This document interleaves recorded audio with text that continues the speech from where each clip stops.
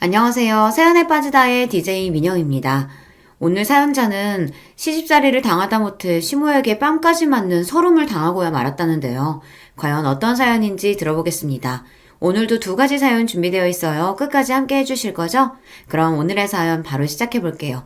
구독과 좋아요 잊지 말고 꾹 눌러주세요. 안녕하세요. 저는 40대 초반 여자입니다. 저는 지금의 남편과 1년 연애하고 결혼해서 아들이 하나 있어요.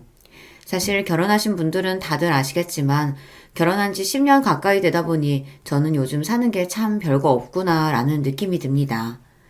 저는 지지리도 가난한 집에서 태어나 평생 고생만 하며 살았어요.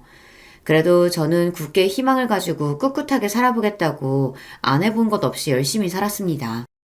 하지만 인생이라는 게 나아지는 것도 없이 항상 그 자리더라고요. 제 인생이 엉망이 되기 시작한 건 아버지께서 IMF 때 직장에서 잘렸을 때부터예요. 술에만 빠져 사시느라 가정에 소홀하셨어요.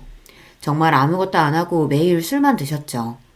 그러다 보니 어머니와 아버지는 매일 싸우기만 하셨어요. 내가 일생을 다 바쳐서 일한 회사가 날 버렸어. 내가 지금까지 회사 위에서 어떻게 살았는데 난 배신당했다고. 웃기고 있네. 나라까지 망하게 생긴 와중에 당신 같은 일개 직원을 누가 챙긴다고 그런 소리를 해. 헛소리하지 말고 당장 애들하고 어떻게 먹고 살 건지 궁리나 해. 지금 생각해보면 아버지는 자신이 없었던 것 같아요. 평생 일했던 회사에서 잘리고 나자 앞으로 어디서 뭘 해먹고 살아야 할지 막막하셨던 거죠. 다시 세상에 나가는 게 겁이 나니 자꾸만 술에 취해 집에 숨어있기만 하신 거예요. 그런 와중에 가장이 힘이 되어줘야 할 가족에게까지 외면당했습니다. 어머니는 아버지를 세상에서 가장 한심한 인간 취급했고 친가 식구들은 아버지를 무시했어요. 다들 도와주지는 않으면서도 사람을 바닥 끝까지 끌어내리는 건 다들 잘했죠. 저는 그런 아버지가 불쌍했어요. 장남으로 태어나 평생 부모님 수발 들고 결혼해서 처자식 건사하겠다고 한 번 쉬지도 않고 열심히 살았는데 그깟 회사 좀 잘렸다고 다들 쓸모없는 인간 취급을 했으니까요. 그렇다고 아버지를 원망하는 어머니를 이해하지 못한 건 아니에요. 어머니도 졸지에 가장으로 나서서 돈을 벌어야 하는 상황에 놓이다 보니 원망할 사람이 아버지밖에 없었거든요. 어머니는 식당일부터 청소일까지 안 해본 것 없이 다 하셨어요. 그런데 그것마저 어머니께서 사기를 당했습니다. 당시에 제가 고등학교에 다닐 때였는데 집까지 날려서 내 식구가 집도 절도 없이 여기저기 떠돌아다녀야 했습니다. 오빠는 대학을 휴학하고 도망가듯 군대에 입대했고 아버지는 어머니와 대판 싸웠고 집을 나가 소식이 끊겼습니다. 어머니는 급한 대로 저를 외할머니 댁에 맡겨놓고 돈을 벌러 나가셨어요.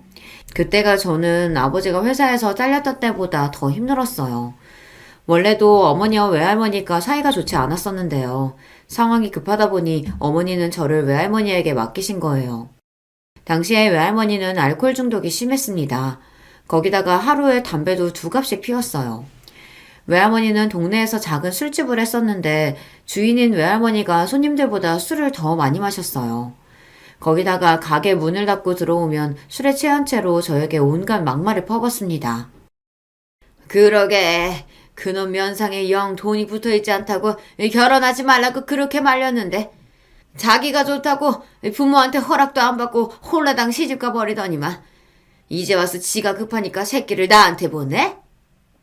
외할머니는 원래부터 아버지를 좋아하지 않았어요. 엄마가 결혼하겠다고 아버지를 데리고 왔을 때부터 마음에 들지 않아 결혼을 반대했답니다. 어차피 할머니도 혼자 사는데 불쌍한 소녀 좀 키워주면 어때서 그래요?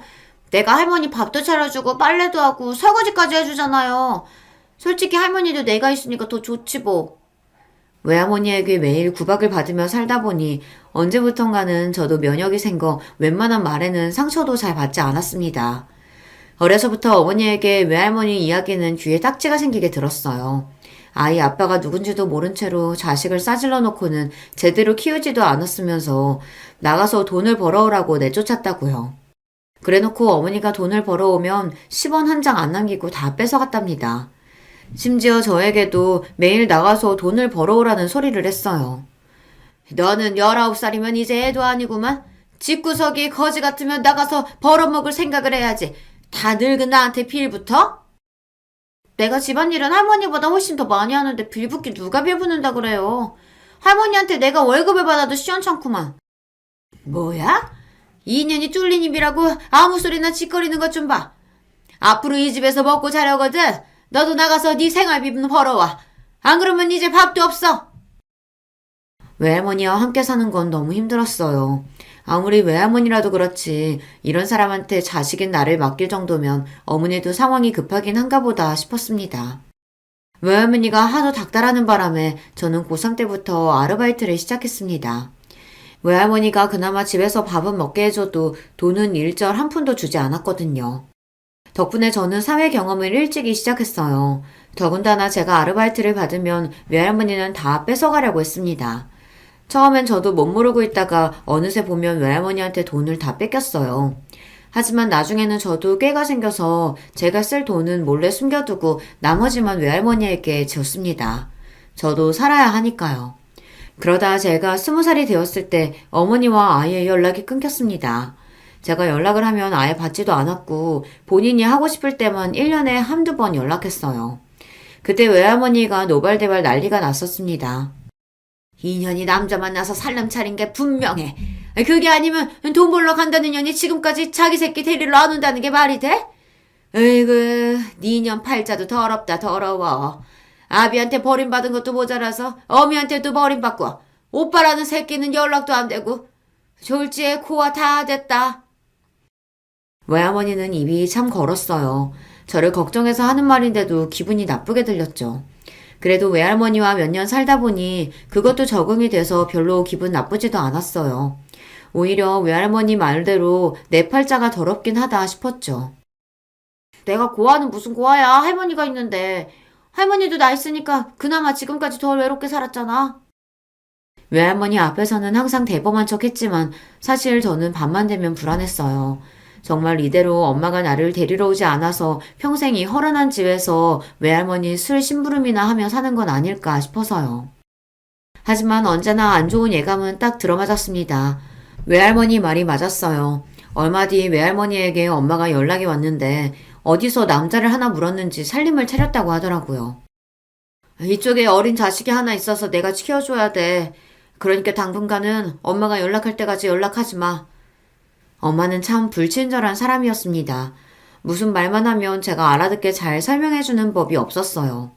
외할머니네 집에 저를 버리고 갈 때도 돈을 벌어서 온다고만 했지 언제 오겠다, 돈은 얼마씩 보내주겠다 일절 설명이 없었어요. 그런데 역시나 다른 남자가 생겨서 살림을 차렸다는 말도 저에게는 제대로 해준 적도 없으면서 그쪽에 어린 애가 있답니다. 그래서 당분간은 저에게 연락을 못한대요. 오빠랑 나 본인한테 자식이 둘이나 있으면서 자기 속으로 나온 자식은 신경도 안 쓰고 다른 사람 자식을 키워줘야 한다는 말을 저렇게 쉽게 할 수 있는지 이해가 안 됐습니다. 그 아저씨도 이상하다. 어떻게 엄마한테 어린 자식을 맡기지? 뭘 믿고? 뭐 이년아? 너 말 그따위로 할래? 암튼 그 놓친 애한테 애를 맡기는 게 아니었는데 몇 년 같이 있었다고 아주 말버릇도 그대로 닮았어. 나를 낳아준 친부모라고 해도 몇 년을 떨어져 살다 보니 우리가 가족이긴 한가, 정이 남아있긴 한가 싶었어요. 무슨 일을 당해도 무슨 소리를 들어도 더 실망할 것도 없었습니다. 할머니 말대로 팔자가 더러운 저는 부모에게도 버려졌고 형제에게도 버려졌어요.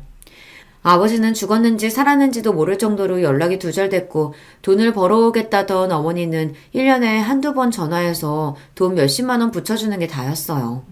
오빠는 군대에 아예 말뚝을 박아 여기저기 전국을 돌아다니며 군 복무를 하는 것 같더라고요.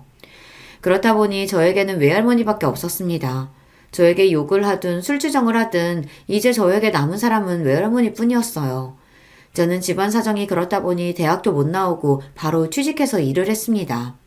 제가 20대 초반에 외할머니께서 돌아가셨어요. 저는 외할머니가 돌아가실 때까지 그 집에서 같이 살았습니다. 그때까지도 어머니는 저를 데리러 오지 않았으니까요. 심지어 외할머니께서 돌아가시기 전에 간암으로 고생을 하셨는데 그때도 엄마는 한 번을 보러 오지 않았어요. 제가 병원에 모시고 가고 약도 챙겨 먹이고 하는 동안 엄마는 전화 한 통 하지 않았습니다. 엄마는 외할머니께서 돌아가셨다는 연락을 받고 나서야 나타나서는 딸 흉내를 내며 장례식장에서 곡을 했습니다. 그 모습을 보는데 저는 웃음이 절로 튀어나왔어요.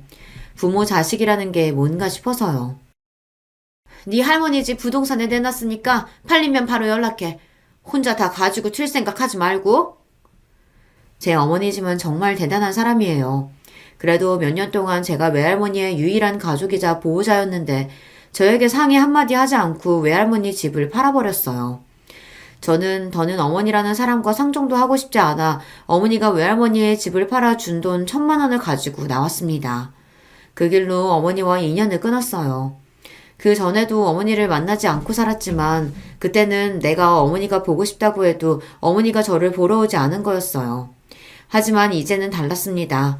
제가 어머니를 보지 않고 살겠다고 결정한 거니까요. 그 이후 저는 저만 생각하며 살았습니다.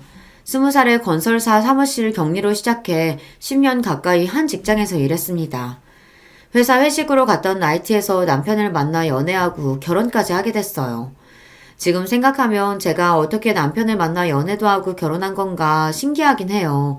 제가 20대 때 나이트를 그렇게 많이 다녔어도 괜찮은 남자를 만난 적이 없었는데 남편은 명문대를 나와 대기업을 다니고 있었어요. 처음엔 나이트에서 만났으니 거짓말인가 싶었는데 나중에 연락처를 주고받고 낮에 만났더니 진짜 명문대 출신의 대기업 다니는 게 맞더라고요. 저와 남편은 둘 다 콩깍지가 씌어 죽고 못 살다 만난 지 1년 만에 결혼했어요. 그래도 결혼할 때 제가 모아놓은 돈이 좀 있어서 시댁에 욕먹지 않을 정도로 준비해서 결혼을 했습니다. 시댁에 부모 없이 자란 애라는 티 내고 싶지 않아 부족한 거 없이 다 준비해서 결혼했거든요. 사실 제 팔자에 지지로 고생만 하다 평생 결혼도 못하고 살 줄 알았는데 그래도 30대 초반에 남편을 만나 결혼도 하고 자식까지 낳았습니다. 이 정도면 그래도 잘 버티고 살았다 싶은데 제 인생은 그렇게 호락호락하지가 않더라고요. 시댁이 또 보통이 아니에요. 시부모님이 지방에서 꽤 크게 공장을 운영하셔서 경제적으로는 어렵지 않았습니다. 그렇다고 재벌도 아니에요. 그런데 시어머니는 제가 남편보다 여러 면에서 부족하다고 생각하셨어요. 사실 남편과 제가 결혼하겠다고 했을 때부터 저를 탐탁지 않아 하셨어요. 특히나 시어머니께서는 대놓고 저를 싫어하셨습니다. 요즘 세상에 시골 총구석에서 커도 대학은 다들 무조건 가는데 서울에서 학교 다니고 컸다는 애가 어떻게 대학을 안 나올 수가 있어? 아무리 둘이 좋아서 하는 결혼이라도 부부가 서로 조건이 너무 기울면 나중에 참고 살기 힘들어. 이건 뭐 차이가 나도 적당히 나야지.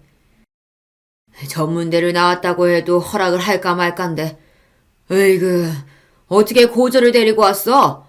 거기다가 결혼식 때 부모도 안 부른다니? 어휴 나 원참 살다 별꼴을 다 보겠다. 아버지와는 연락이 끊긴 지 오래고 어머니는 연을 끊고 산 지가 몇 년인데 굳이 결혼을 한다고 연락하고 싶지 않았습니다. 그래도 저는 오빠라도 있어서 다행이다 싶었는데 시부모님은 저의 그런 사정을 이해하실 리 없었어요.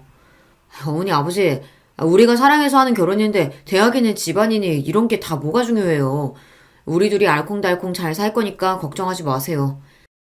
네 어머님 아버님 제가 많이 부족하지만 그만큼 남편 내조 잘하면서 열심히 채우면서 살게요. 그때까지는 보통의 시댁이면 충분히 할 수 있는 말이라고 생각했습니다. 사실 제가 생각해도 남편보다 제가 많이 부족한 사람이니 현실은 인정하고 그만큼 남편에게 잘하고 살면 나중에는 시부모님께서도 인정해 주실 거라 생각했어요. 사실 부모님과 일찍이 떨어져 가족의 사랑이라고는 느껴본 적이 없이 살다 보니 저는 시부모님에게 사랑받은 며느리가 되고 싶었어요. 이렇게 해서라도 단란한 가정의 품에서 안정감을 느끼고 싶었습니다. 그런데 제 팔자가 어디 그런가요? 전생에 나라를 팔아먹어도 몇 번을 팔아먹었는지 아무리 노력해도 시부모님의 마음을 얻을 수가 없었어요. 한 번은 이런 적이 있었습니다. 시아버지 조카 결혼식이 있어서 시부모님이랑 시누이가 서울에 올라왔어요.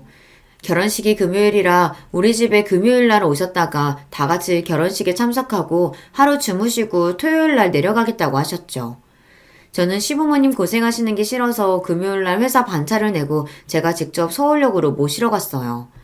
집이 서울역에서 좀 거리가 있어서 시누이랑 셋이 오시기 힘들 것 같아서요. 그런데 시부모님은 제가 하는 호의는 뭐든지 당연하다고 생각하셨고 더한 걸 바라기도 하셨어요. 저와 남편이 결혼식 올리고 신혼집에는 처음 오시는 거였는데 집을 보자마자 싫은 소리부터 하셨습니다. 아이고, 서울이라고 좋은 집만 있는 줄 알았더니만 여긴 왜 이렇게 낡고 오래됐냐? 어째 엘리베이터도 없어. 4층까지 언제 올라가? 전세라길래 집이 좀 큰가 보다 했더니만 이건 뭐 월세만도 못하다. 새언니는 20살부터 직장생활을 오래 했다면서 모아놓은 돈이 영 없었나 봐요. 무슨 이런 집을 구했어요? 남편은 회사에서 지원해준 원룸에서 살다가 결혼하면서 제가 살던 빌라로 들어왔어요. 전세이긴 해도 방도 2개 다 크고 거실도 넉넉합니다. 제 나이에 아무런 도움 없이 제 힘으로 서울에서 이 정도 살면 잘 사는 거라고 나름 씩씩하게 살아왔는데 시누이가 그런 식으로 말을 하니 기분이 확 상하더군요. 전세기는 해도 방도 넓고 거실도 커요. 신혼부부 둘이 살기는 딱 좋죠 뭐. 에이, 넓기는 뭐가 넓어요. 난 결혼할 남자가 아파트 안에 오면 절대 안 살 거예요. 아가씨는 아직 취직도 안 했으면서 시집갈 생각부터 하는 거예요? 어머, 얘가 너랑 같니? 우리 막내는 직업 같은 거 없어도 결혼하겠다는 남자들 줄을 서. 시누이는 저보다 고작 1살 어려요. 30대 중반이 다 됐는데 제대로 된 직장 생활도 해본 적 없고 집에서 놀고 있습니다. 그런 주제에 제 앞에서 잘난 척을 해대는 게 재수없어 한마디 했더니 시어머니가 바로 정색을 하시더군요. 그때였어요. 누가 시댁 식구 아니랄까봐 시아버지까지 굳이 한마디 보태시더군요. 오늘 결혼하는 조카놈은 고작 중소기업 다니는데도 글쎄 처가에서 아파트를 해온단다. 에휴, 우리 아들놈은 명문대 나와서 남들은 꿈도 못 꾸는 대기업에 들어가는데도 이런 나이가 빠진 전세나 살고 있으니 나완 참 속상해서. 시아버지는 저를 쏘아보시며 혀까지 끌끌 차셨습니다. 순간 저는 스스로가 비참할 정도로 자존심이 상했어요. 사람을 앞에 두고 저런 소리까지 하실 줄은 몰랐거든요. 거기다가 시어머니는 집안을 여기저기 둘러보시면서 연신 잔소리를 하시더니 침대에 벌러덩 누우며 이내에 뜬금없는 소리를 하셨어요. 아이고, 집이라고 코딱지만 해서 앉을 데도 없네. 나 이제 무릎 아파서 더는 못 내려가니까 새아기 네가 나가서 돈 좀 찾아와라. 축의금하게 100만 원 후딱 찾아와.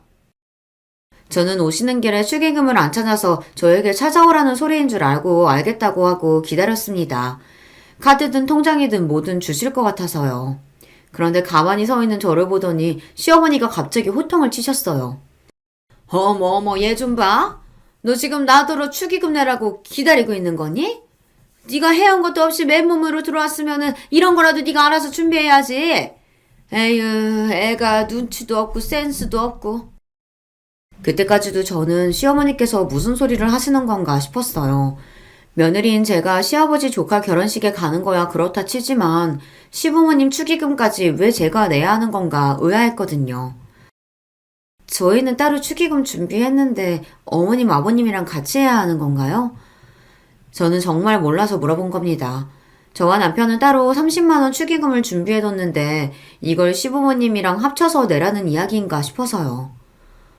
언니 정말 너무 답답하다. 왜 그렇게 말귀를 못 알아들어요? 우리 축의금도 언니가 준비하라는 거잖아요. 시누이의 말에 저는 순간 뒷덜미가 욱신거릴 정도로 황당했습니다. 그때였어요. 결혼식에 가기 위해 역시 반차를 내고 집에 돌아온 남편이 시부모님과 제 상황을 보고 분위기가 아무래도 이상하니 무슨 일이냐고 물었어요. 그러자 시어머니께서 하시는 말씀이 기가 막혔습니다. 네 처가 시집 오면서 해온 게 뭐가 있니? 꼴랑 몸뚱이만 들고 들어왔는데 집에 이런 행사 있을 땐 자기가 알아서 우리 축의금까지 좀 낼 수 있는 거 아니야? 내가 나가서 100만 원 찾아오라고 했더니 저렇게 모르는 척 정색을 하고 있다. 시어머니는 저더러 본인들 축의금까지 내는 게 당연하다는 식으로 이야기했어요. 우리 오빠보다 훨씬 더 부족한 며느리 우리 엄마 아빠가 애써 참고 받아줬으면 돈으로라도 보상을 해야지. 세연이는 왜 그렇게 생각이 없어요? 저는 순간 너무 황당해서 어안이 다 벙벙했어요. 더군다나 더 기가 막혔던 건 남편의 태도였습니다. 축의금 준비 못했으면 말을 하시지. 그걸 왜 이 사람한테 그래요. 자기야, 나랑 같이 나가서 돈 찾아오자. 잠깐만 기다리세요. 금방 다녀올게요. 남편은 마치 제가 잘못하기라도 한 것처럼 연신 눈빛을 보내며 나가자고 했습니다. 남편은 결국 은행 가서 100만 원을 찾았어요. 그러면서 한다는 말이 가관이었습니다. 내가 우리 부모님한테 어떤 아들인지 자기도 알잖아. 내가 너무 귀하고 아까워서 그러시는 거니까 자기가 조금만 이해해줘. 나는? 나는 귀하고 아깝지 않아? 아무리 당신들 자식 귀해도 나는 남의 자식인데 이렇게 함부로 대하시면 안 되지. 남편의 말에 서러움이 폭발한 저는 눈물이 펑펑 쏟아졌습니다. 제가 대학을 못 나오고 부모가 없다시피 자란 게 제 잘못도 아닌데 이토록 무시를 당할 일인가 싶어서요. 우리 부모님 유난한 거 알잖아. 당신이 하나하나 다 서운하고 섭섭하기 시작하면 우리 부모님 상대하기 힘들어. 멀리 사셔서 자주 보는 것도 아닌데 당신이 좀 참아야지 어쩌겠어. 남편은 연세 드신 시부모님은 절대 변하실 분들이 아니니 저에게 참아야 한다고 했습니다. 그게 가정의 평화를 지키는 일이라고 했어요. 처음엔 저도 시부모님과 시누이를 상대하는 게 너무 힘들었어요. 제가 아무리 잘하려고 해도 시댁 식구들의 마음에는 제가 남편보다 많이 모자라고 부족한 애라는 전제가 깔려 있으니 저를 좋게 봐주실 생각이 없었죠. 남편 말대로 멀리 살아 다행이지 가까이 살면서 자주 만났다라면 저는 아마 견디지 못하고 남편과 헤어졌을 거예요. 그나마 1년 중 명절이나 집안 행사가 있을 때만 보니 그날만큼은 내가 보살이다 생각하고 꾹꾹 참는 수밖에 없었죠. 그런 와중에도 시부모님은 저를 괴롭히지 못해서 안달이었습니다. 시댁에 큰일이 있을 때마다 너무도 당연하게 제가 돈을 내야 한다고 생각하셨죠. 너는 애가 뉴스도 안 보냐? 시부모님 사는 동네에 비가 쏟아졌다는데 어떻게 며느리라는 애가 전화 한 통을 안 해? 아버님 죄송해요. 준우가 요즘 낮밤이 바뀌어서 통 뉴스 볼 시간이 없었어요. 비 많이 와서 피해가 있으셨던 거예요? 제가 어떻게 지내는지 애는 잘 크는지 평소에 제 안부 같은 건 원래도 묻지 않으시던 분들이라 그러려니 했습니다. 애가 낮에 잔다고 너도 똑같이 낮에 자면 안 되지? 여자가 집안일도 싹 깨끗이 하고 남편을 챙겨야지. 시아버지는 언제나처럼 잔소리를 늘어놓으셨어요. 그러더니 본론을 이야기하시더라고요. 비가 많이 와서 담이고 뭐고 상태가 영 부실해서 공사를 좀 해야겠다. 내가 알아보니까 벽이랑 대문이랑 새로 하면 돈 1,000만 원 든다고 하니까 네가 좀 보내라. 상황이 급한 거는 알지만 지금 당장 1,000만 원을 전부 보내라고 하시니 저는 당황스러웠어요. 준우 아빠 퇴근하고 오면 상의해서 보낼게요. 상의는 무슨 상의야? 네 남편 매일 나가서 일하느라 힘든데 괜히 신경 쓰게 그런 쓸데없는 소리 뭐하라고 해. 너 회사 그만두면서 받은 퇴직금이 있을 거 아니냐? 너는 부모도 없이 따로 돈 쓸 데도 없을 테니 그냥 좀 보내라. 시아버지는 자기 할 말만 뱉어놓고는 전화를 끊어버렸습니다. 이제 보니 시아버지의 목적은 제 퇴직금이었어요. 제가 아이를 낳으면서 10년 넘게 다닌 회사를 그만둔 거 아셨으니 그 돈을 뺏고 싶으셨던 거죠. 저는 시아버지의 태도에 기분이 상해 남편에게 말도 안 하고 돈도 보내지 않았습니다. 시부모님 집 공사하는데 돈을 보태드리는 거 자식으로서 어려운 일은 아니지만 평소 시부모님께서 저에게 하신 일들이 있으니 순순히 드리는 게 어쩐지 마음이 내키지 않더라고요. 그런데 그 다음날 시어머니에게 연락이 오고 그 다음날부터 시누이에게까지 연락이 왔어요. 애미 너는 시아버지가 그렇게까지 말했으면 알아서 연락을 해야지. 어쩜 아직 소식이 없냐? 네 주제에 우리 아들 같은 애랑 살게 해줬으면 고마운 줄 알아야지. 그깟 돈 1,000만 원이 아깝냐? 어머님 그런 게 아니고요. 제가 돈 해드리는 게 당연한 일이 아는데 왜 매번 말씀을 그렇게 하세요? 시부모님의 일방적인 막말에 저도 슬슬 지쳐갔습니다. 바쁜 남편을 대신해 매일 혼자 독박 육아하는 거로도 심신이 지쳐있는 상태였는데 시부모님에게까지 그런 소리를 들으니 저도 참기 힘들더라고요. 됐다 됐어. 친정이라고 막장인데 네가 뭘 배우고 컸겠니? 그깟 돈 주기 싫으면 말아라. 시어머니는 또 일방적으로 본인 하실 이야기만 하고 전화를 끊었습니다. 그러고는 시누이에게 전화가 왔어요. 내가 너무 열받아서 오빠한테 전화하려다가 언니한테 한 거예요. 언니는 자기 주제에 너무 모르는 거 아니에요? 내가 언니면 시댁에 미안해서라도 매일 절이라도 하겠어요. 근데 꼭 그렇게 우리 집에 돈 필요한 일 있을 때마다 모르는 척 얄밉게 굴어야겠어요? 결혼하고 저는 사람들 들들 볶는다는 게 뭔지 너무 뼈저리게 느꼈습니다. 저희 시댁이 딱 그래요. 차라리 대놓고 싫다, 밉다, 욕을 하면 똑같이 갚아줄 텐데 사람을 은근슬쩍 무시하고 하대하면서 제가 하는 행동이 잘못됐고 본인들 말이 맞다는 식으로 몰아가니 사람이 미치겠더군요. 셋이 작정하고 사람 하나를 이상하게 만드니 너무 힘들었어요. 시간이 갈수록 그런 일들이 잦아지니 저와 남편 사이에도 오해가 생기고 분열이 생겼습니다.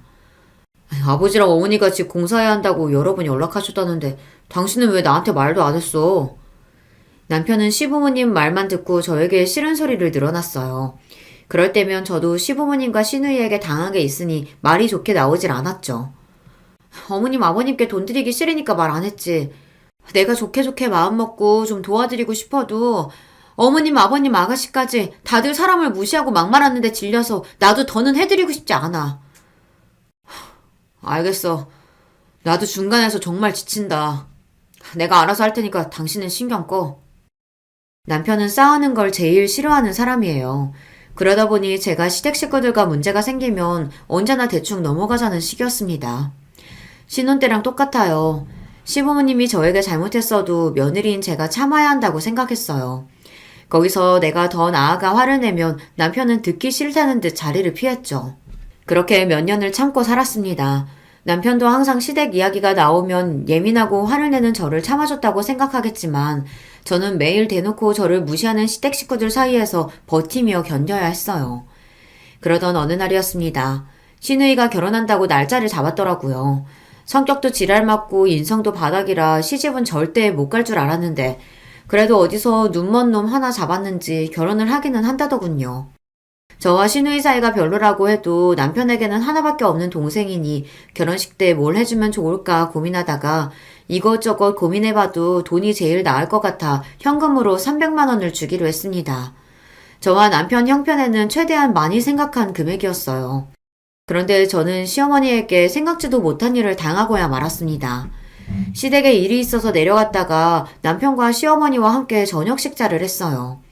그 자리에서 시누이 결혼식 이야기가 나와 저희는 축의금으로 300만 원을 하겠다고 했더니 순식간에 분위기가 이상해졌습니다. 300만 원이라는 금액이 시어머니께서 생각하시기엔 적다고 생각하셨는지 인상을 확 구기시더라고요. 제가 시어머니의 평소 성격을 몰랐다면 그냥 넘겼을 텐데 아무래도 돈 문제에 있어서 예민하신 분이라는 걸 누구보다 잘 알다 보니 설명이 필요할 것 같았어요. 그래서 저와 남편 상황을 말씀드리려고 했습니다. 그런데 그때 제가 말할 새도 없이 시어머니께서 갑자기 자리에서 벌떡 일어나시더니 제게로 다가왔어요. 그리고는 제 뺨을 세게 갈겼습니다. 저는 시어머니의 행동에 놀라서 말문이 턱하고 막혔어요. 옆에 있던 남편도 놀라서 시어머니에게 달려갔습니다. 엄마, 미쳤어? 지금 뭐 하는 거야? 내가 내 아들을 아는데 애가 하나뿐인 동생 시집 가는데 절대 300만 원 할 애가 아니다. 네가 신이 돈 주기 싫어서 순지는 우리 아들 꼬셔서 300만 원 하자고 한 거지? 그치? 저는 순간 꿈을 꾸는 줄 알았습니다. 그렇지 않고서야 어떻게 시어머니라는 사람이 며느리 뺨을 때릴 수 있겠어요. 제가 남편과 결혼해 사는 동안 시어머니에게 별의별 소리 다 듣고 살았지만 살다 살다 뺨까지 맞게 될 줄은 정말 상상도 못했습니다. 시어머니는 우리 집 사정도 잘 알지 못하며 300만 원이 적다고 생각했나 봐요. 그 순간 알겠더군요. 제가 가지지 못했던 안정적인 가족이란 평생 노력해도 갖지 못하겠구나. 내 팔자가 원래 이 모양인 거구나 싶었어요. 그렇게 정신을 차리고 보니 더는 이대로는 살 수 없겠다는 결론에 이르더군요. 저는 곧바로 남편에게 다가갔습니다. 그러고는 남편에게 이혼하자고 선언했어요. 나 이런 취급까지 받으면서 더는 당신 아내로 못 살겠어. 우리 이혼해. 제 입에서 이혼이라는 단어가 나오자 시어머니가 기가 차다는 듯 콧방귀를 뀌었어요. 그러더니 한다는 말이 가관이었습니다. 어이씨구, 네 주제에 나한테 뺨 좀 맞았다고 감히 내 아들한테 이혼 소리를 먼저 해? 네가 아주 정신이 나갔구나. 시어머니는 뻔뻔해도 너무 뻔뻔했습니다. 며느리 뺨을 때리고도 미안한 줄을 몰랐어요. 정신 나간 건 어머님이죠. 어떤 미친 시어머니가 며느리 뺨을 때려요. 지금까지 어머님이 저에게 무슨 짓을 해도 우리 아들 생각해서 꾹 참고 살았어요. 그런데 더는 안 되겠어요. 난 무슨 일이 있어도 이혼할 거니까 그런 줄 알아. 저는 남편에게 이혼을 선언하고 식당 문을 박차고 나올 생각이었습니다. 제 마음은 어느 때보다 진심이었으니까요. 남편과 사는 10년 동안 별의별 일이 다 있었지만 저는 아들 하나만 바라보며 꾹 참고 살았어요. 제가 어릴 때부터 부모 없이 자라다 보니 제 아들만은 저와는 다르게 살길 바랬거든요. 경제적으로 부유하지 않아도 화목한 부모 아래서 안정적으로 살기만을 바랬는데 그게 이렇게 힘들 줄은 몰랐습니다. 아무리 그래도 이건 아닙니다. 제가 시어머니에게 손찌검을 당하면서까지 지켜야 하는 건 어디에도 없어요. 제 자식이 귀한 만큼 저 스스로도 소중하니까요. 그때였습니다. 제가 이혼을 선언하고 시어머니와 실랑이를 벌이는 사이 순식간에 표정이 바뀐 남편은 잔뜩 상기된 표정을 지으며 시어머니에게 다가갔어요. 그러더니 한다는 소리가 놀라웠습니다. 엄마, 진짜 왜 이러는 거야? 내가 준호 엄마한테 함부로 하지 말라고 몇 번이나 이야기했잖아. 준호 엄마니까 나랑 살아주는 거라고. 어머머? 얘 말하는 것 좀 봐? 네가 어디가 어때서 그런 소리를 해? 전혀 저거 아니어도 너랑 살겠다는 여자 줄을 섰어. 걱정하지 마. 착각은 자유하지만 시어머니는 단단히 착각하고 있었어요. 제가 남편과 이혼해서 남편이 이혼남이 되더라도 여자들이 줄을 설 거랍니다. 그 정도로 현실 감각이 없었어요. 엄마 때문에 준호 엄마가 나랑 못 살고 이혼하겠다는 거잖아. 나 준호 엄마 없이는 절대 못 사니까 엄마가 얼른 사과해. 안 그러면 나도 앞으로 절대 엄마 안 봐. 남편이 그렇게 나올 줄은 몰랐는데 갑자기 시어머니에게 언성을 높였어요. 그러더니 저에게 사과 안 하면 시어머니와 아예 인연을 끊겠답니다. 그 순간 저는 남편이 웬일인가 싶어 어안이 벙벙했습니다. 놀라운 건 거기서 끝이 아니었어요. 남편이 제 손을 꼭 잡더니 시어머니에게 한 번 더 소리를 질렀습니다. 준호 엄마가 꼬셔서 축의금 300만 원 하는 거 아니냐고? 엄마, 준호 엄마 아니었으면 나 수중에 돈 10만 원도 없어. 그나마 준호 엄마가 있어서 300만 원이나 축의금 할 수 있는 거라고. 애가 자꾸만 뭐라고 하는 거야. 그 유명한 대기업에 다니는 네가 수중에 돈이 없기는 왜 없어? 농담이라도 그런 소리 하는 거 아니야. 엄마, 제발. 제발 모르면 가만히 좀 있어. 나 돈 없어. 회사도 잘린 데다가 퇴직금 받은 것까지 다 주식에 투자했다가 몽땅 다 날렸다고. 뭐야? 그 좋은 대기업을 네가 왜 잘려? 거기다 주식이라니. 그럴 리가 없다. 너 지금 그것도 네 마누라가 시켜서 하는 거짓말이지? 그치? 시어머니는 평생 속고만 살았는지 말도 안 되는 소리를 했습니다. 남편이 무슨 말만 하면 다 제가 시킨 거라고 했어요. 하지만 남편의 말은 모두 다 진실이었습니다. 작년에 남편은 그 대단한 대기업에서 잘렸고 퇴직금으로 받은 돈을 주식과 비트코인에 투자했다가 싹 다 날렸어요. 남편은 시댁 식구들의 자랑입니다. 시골 촌구석에서 태어나 학원도 한 번 안 다니고 서울의 명문대에 떡하니 붙은 것도 모자라서 이름만 대면 모두가 아는 대기업에 척척 입사한 대단한 아들이에요. 동네 자랑이 따로 없었죠. 집안에 온 기대를 받으며 살아온 아들이 부모도 없고 가진 것도 없는 저 같은 여자를 만나 결혼했다고 했을 때 부모님은 착잡했습니다. 안 그래도 제가 마음에 들지 않던 와중 말도 잘 안 듣고 고분고분하지도 않으니 시부모님은 어떻게 해서든 제 길을 꺾어보려고 했어요. 그런데 일찍이 산전수전 겪으며 살아온 저에게 그것마저도 쉽지 않았어요. 그러니 그 잘난 아들이라도 가지고 생색이라도 내고 살아보려고 했던 거죠. 그런데 그 잘난 아들이 회사에서 잘리고 말았습니다. 남편은 투자 이야기는 몰라도 회사에서 잘린 건 시댁 식구들에게 이야기하겠다고 했지만 제가 그러지 말라고 했어요. 시부모님에게 남편이 어떤 아들인지 누구보다 잘 아는데 그 잘난 아들이 회사에서 잘렸다고 하면 너무 속상해 하실 것 같아서요. 나중에 새로 직장을 구하고 나서 말씀드리자고 했죠. 그래서 남편도 시댁에 말은 못하고 끙끙거리고 있었어요. 사실 저도 처음엔 바로 직장이 구해질 줄 알았는데 생각보다 재취업이 쉽지 않더라고요. 그동안 제가 열심히 일해 생활비를 충당하다 보니 남편이 저에게 많이 미안했어요. 더군다나 상황을 모르는 시어머니께서 툭하면 저를 무시하고 구박하시니 남편은 더 어쩔 줄 몰라 했습니다. 그 와중에 오늘 같은 일까지 생겼으니 남편은 더 불안했던 겁니다. 제가 세상 단호한 얼굴로 이혼하자고까지 했으니까요. 그래. 뭐 네가 회사에서 잘렸다고 하자. 그렇다고 그게 무슨 문제야? 너처럼 명문대 나오고 대기업까지 다닌 애를 어느 회사에서 마다하겠어? 분명 금방 취직될 거다. 걱정할 것도 없지 뭐. 엄마, 나 회사 작년에 잘렸어. 집에서 논 지 벌써 1년이나 됐다고. 그동안 준호 엄마가 나 대신해서 가장 노릇하느라 고생이 많았는데 엄마까지 제발 보태지 좀 마. 남편은 못난 아들 때문에 고생하는 며느리한테 잘해주지는 못할 망정 어떻게 따귀를 때릴 수 있냐고 따졌지만 뻔뻔한 시어머니가 그런 상황을 인정할 리 없었어요. 오히려 끝까지 본인은 잘못한 게 없다고 우겼죠. 에미니가 우리 아들 대신해서 몇 달 가장 노릇 좀 했다고 아주 어깨에 힘이 잔뜩 들어갔나 본데 그렇다고 한들 내가 네 뺨 좀 때렸다고 네 주제에 이혼 이야기까지 입에 올리는 건 아니지. 너보다야 내 아들이 100배는 아까운데. 엄마 제발 좀 그만해. 준호 엄마가 나보다 못한 게 뭐가 있다고 자꾸 그래. 누가 봐도 준호 엄마가 나보다 100배는 아까워. 아이씨구 너야말로 멍청하게 무슨 소리 하는 거야? 너는 명문대 나와서 대기업까지 다니데다가 멀쩡히 부모가 둘 다 살아있잖아. 근데 네 마누라 봐라. 고졸인 것도 기가 막혀 죽겠는데 부모라고는 죽었는지 살았는지도 모른다잖아. 어디서 굴러먹다가 왔는지 알게 뭐니? 또 저 소리였습니다. 이쯤 되니 제가 대학도 나오고 부모님도 멀쩡히 옆에 계셨다면 시어머니가 저를 대하는 태도가 달랐을까라는 생각부터 들더라고요. 저는 똑같이 김진하고 똑같이 남편의 아내인데 제가 좀 부족하다고 해서 이런 소리까지 들으며 사는 게 맞는 건가 싶어서요. 시어머니는 어디서 못되게 말하는 법을 배우기라도 하는 건지 말을 밉살맞게 참 잘합니다. 말만 잘하면 뭐해요. 눈치가 없는걸요. 준호 엄마가 부모가 없기는 왜 없어. 준호 엄마 멀쩡히 어머님 아버님 다 계셔. 얼굴 안 보고 산다고 없는 거 아닌데 왜 자꾸 그런 식으로 이야기를 해. 아이고 싸질러 낳기만 한다고 부모니? 자식을 책임지고 키워야 부모지.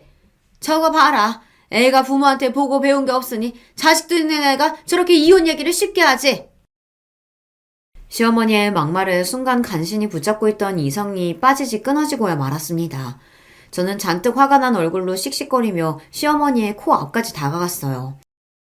어머님은 자식을 그렇게 잘 키워서 딸녀는 평생 직업도 없는 백수로 키우고 아들놈은 돈만 있으면 주식이다 비트코인이다 그렇게 넣어서 다 날려먹는 망나니로 키우셨어요? 뭐? 놈? 너 지금 말 다 했어? 이게 애미애비한테 버려져서 큰 게 불쌍해서 받아줬더니만 너 말 다 했어? 시어머니가 제가 불쌍해서 받아줬다는 소리를 듣는데 정말 기가 막혀서 웃음이 다 나오더군요. 받아주긴 개뿔. 그리고 우리 부모님 나 안 버렸거든? 우리 아버지 아니었으면 우리 지금 이렇게 살지도 못해요. 아버지? 너한테 무슨 아버지가 있다 그래? 너 고아나 다름없는 애잖아. 고아라니 엄마 말 좀 조심해요. 얼마 전에 장인어른께서 우리 찾아오셨어. 그동안 연락 못해서 미안하다고. 준호 엄마랑 연락 못하고 지낸 세월 동안 장인어른이 안 해본 거 없이 고생하시다 자수성가하셔서 글쎄 서울에 건물이 2개나 있대. 이번에 나 회사 잘리고 돈도 다 날려서 전세금 올려줄 돈도 없었는데 장인어른이 바로 주셨다니까? 뭐야? 건물이 2개? 너 그게 사실이야? 정말 너희 장인이 나타났냐고? 남편의 말은 다 사실입니다. 얼마 전 아버지가 제 앞에 나타나셨어요. 저 자식을 버리고 집을 나가버렸던 아버지는 한시도 저와 오빠를 잊은 적이 없답니다. 몰래서라도 돈을 벌어 저희 앞에 나타나겠다고 다짐하셨대요. 그게 20년 가까이 걸리신 거예요. 20년이라는 긴 기간 동안 아버지는 하루도 쉬지 않고 열심히 일했답니다. 공사장, 인테리어 현장, 몸으로 하는 일이란 일은 다 하면서 기술을 배웠대요. 그러다 잘 알게 된 부동산 투자회사 대표와 동업을 해서 성공을 이뤘대요. 그 덕분에 서울 한복판에 건물을 2개나 올렸답니다. 그제야 저와 오빠 앞에 나타날 명분이 생겼다고 생각한 아버지는 수소문을 해서 저와 오빠를 찾아내셨어요. 그래서 얼마 전에 오빠와 남편 그리고 저와 함께 아버지는 오랜만에 만나 회포를 풀었습니다. 당시에 남편이 취직도 안 되고 돈도 다 널려서 형편이 좋지 않을 때였는데 주인이 전세금까지 올려달라고 해서 답답하던 차였어요. 은행에 대출을 알아보러 한창 다닐 때라 아버지와 식사 자리에서도 은행에서 걸려온 전화를 받았었는데요.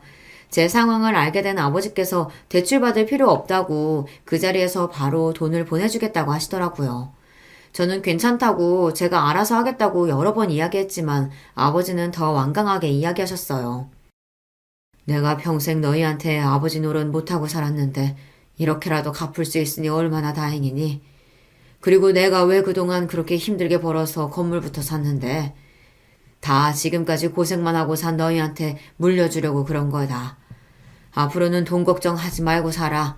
이 아버지가 다 알아서 해줄게. 사람이라는 게 참 간사해요.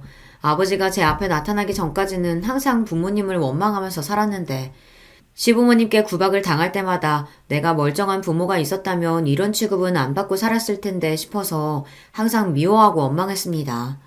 그런데 몇십 년 만에 나타난 아버지가 번듯하게 사는 모습을 보여주며 앞으로 돈 걱정은 하지 말라고 하시니 어쩐지 마음이 든든하고 한시름 났다라는 느낌마저 들더라고요.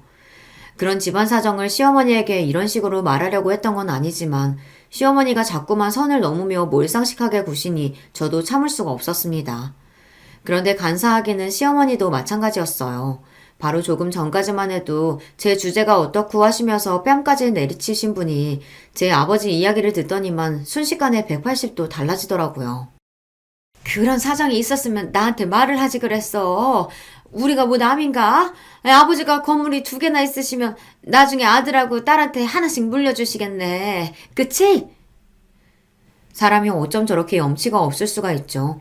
다른 걸 다 떠나서 사람이 양심이라는 게 있으면 제 앞에서 어떻게 아버지 건물 이야기를 하실 수 있을까 싶었습니다. 애미, 너 아까 이혼 이야기 꺼낸 건 괜히 나랑 네 남편 겁주려고 해본 말이지? 그치? 너희가 왜 이혼을 하니? 우리 준우 생각도 해야지.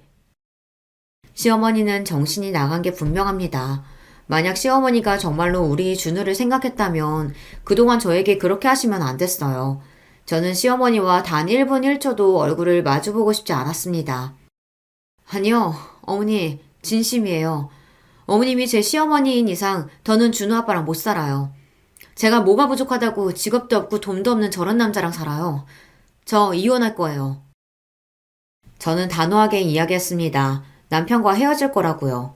사실 남편이 직장 생활에 불만을 가지고 투덜거리다가 잘리게 됐을 때도 주식과 코인으로 돈을 날렸을 때도 저는 이혼 생각은 해본 적이 없어요.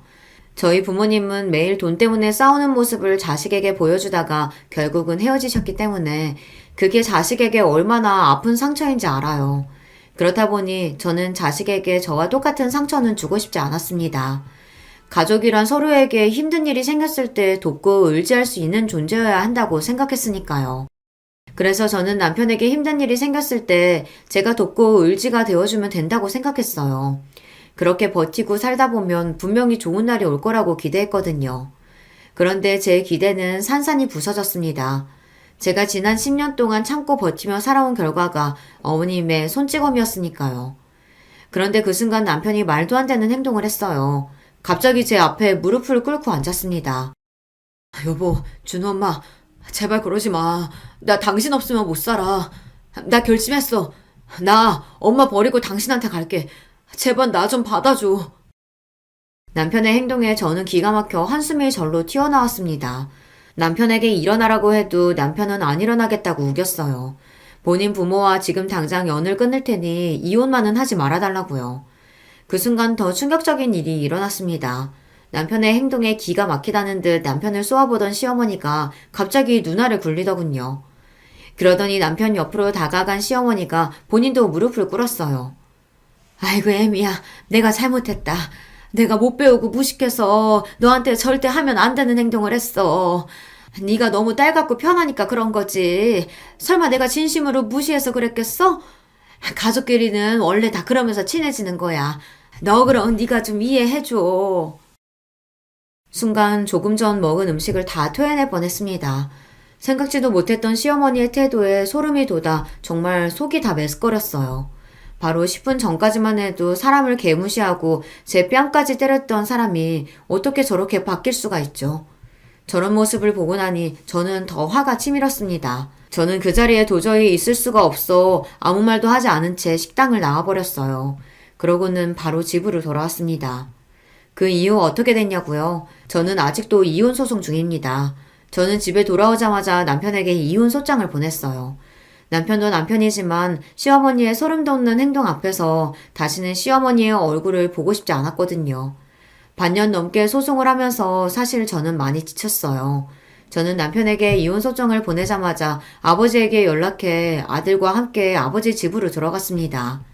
아버지는 제 상황을 들으시더니 본인이 오히려 더 미안해 하셨어요.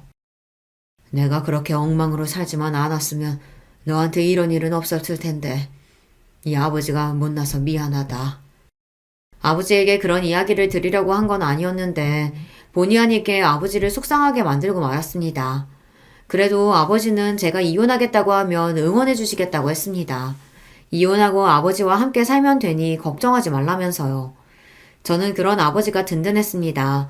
지금까지 살면서 부모든 남편이든 누구에게도 의지하며 살아와 본 적이 없었는데 이제라도 저에게도 비빌 언덕이 하나쯤은 생긴 것 같아 마음이 놓이더라고요. 하지만 남편은 아직도 이혼 생각이 없답니다. 소송 중 내내 이혼에 합의할 생각이 없다면서 저와 아들을 되찾고 싶어 해요. 여보, 나 취직했어. 대기업은 아니지만 그래도 경력적으로 들어간 거라 이제 당신이랑 우리 준우 내가 보살필 수 있다니까? 앞으로는 부모님이랑도 연 끊고 당신 말만 들으면서 살 거니까 제발 돌아와줘. 법원에서 만나기만 하면 남편은 저에게 절절히 고백을 합니다. 앞으로는 주식이든 비트코인이든 일절 신경 끄고 살 테니 믿어달라고요. 그런 모습을 보면 사실 저도 흔들려요.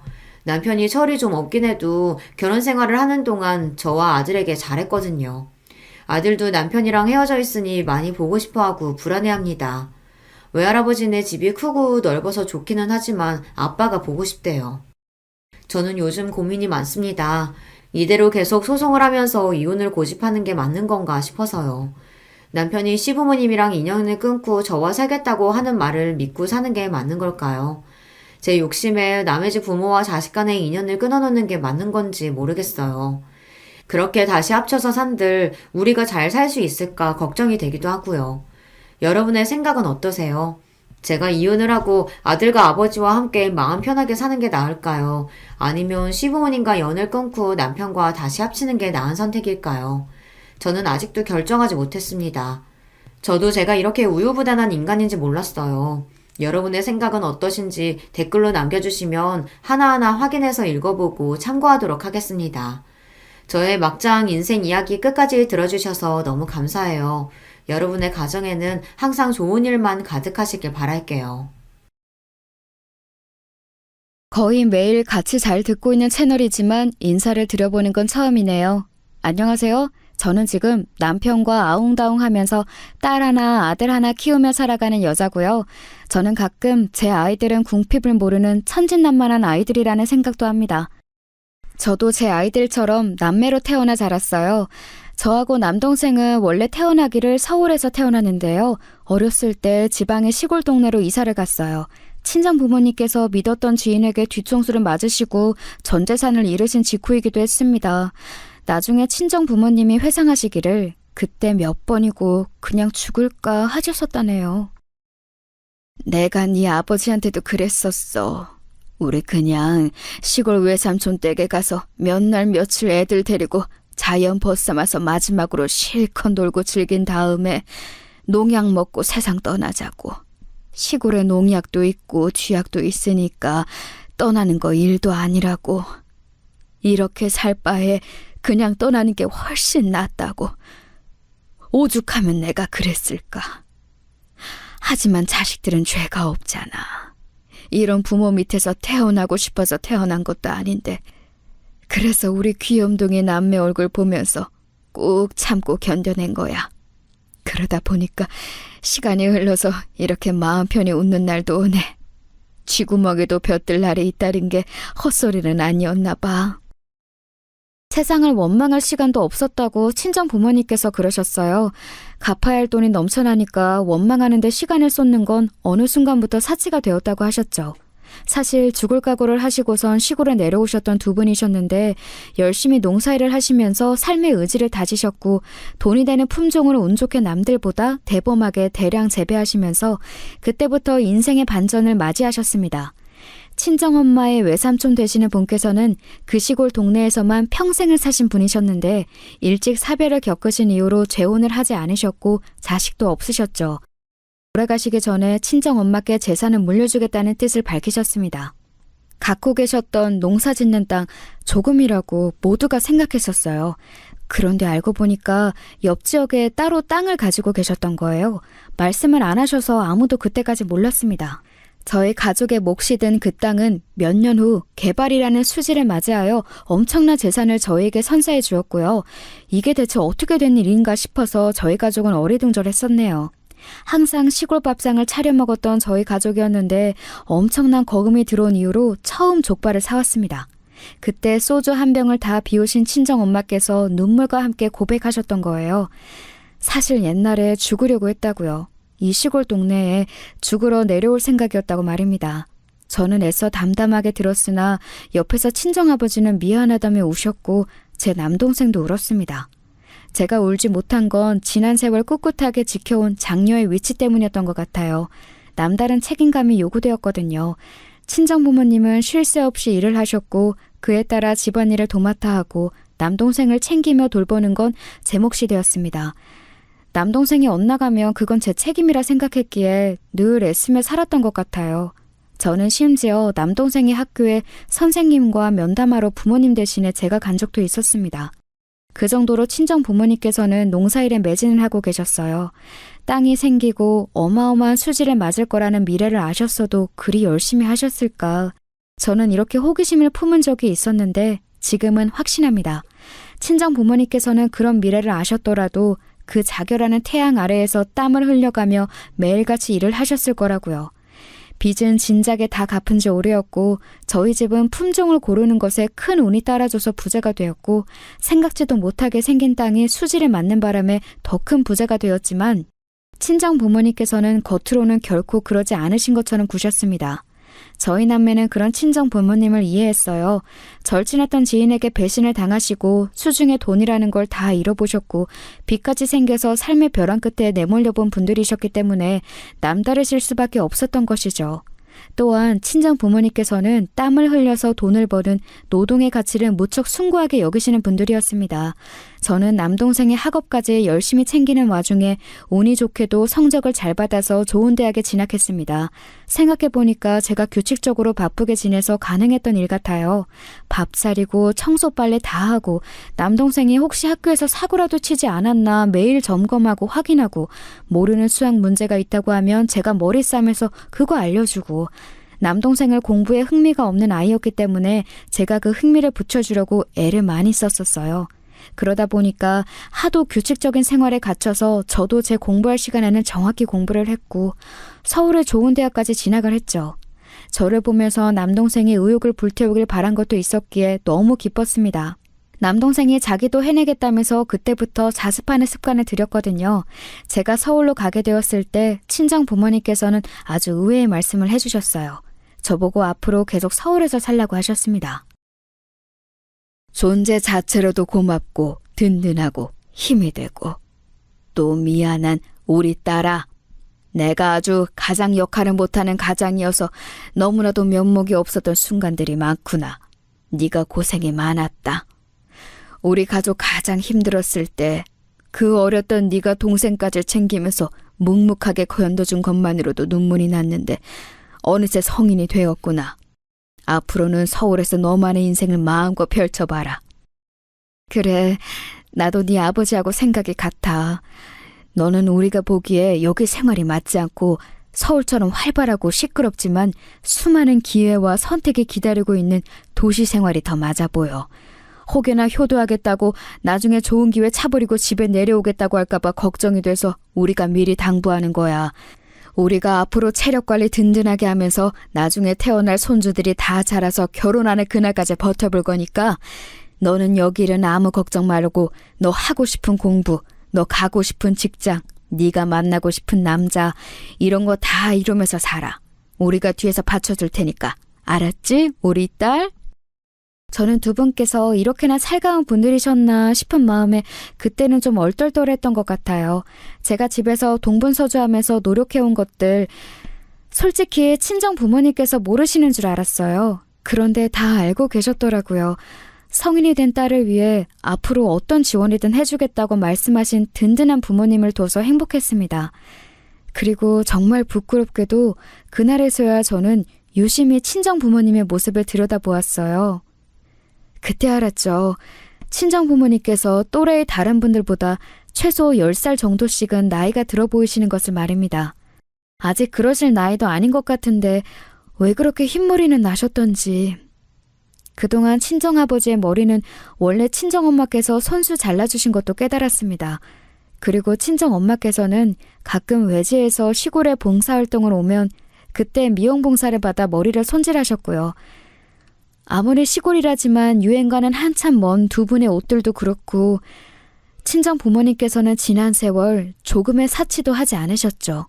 미용실 가는 돈도 아까워하셨으니까요.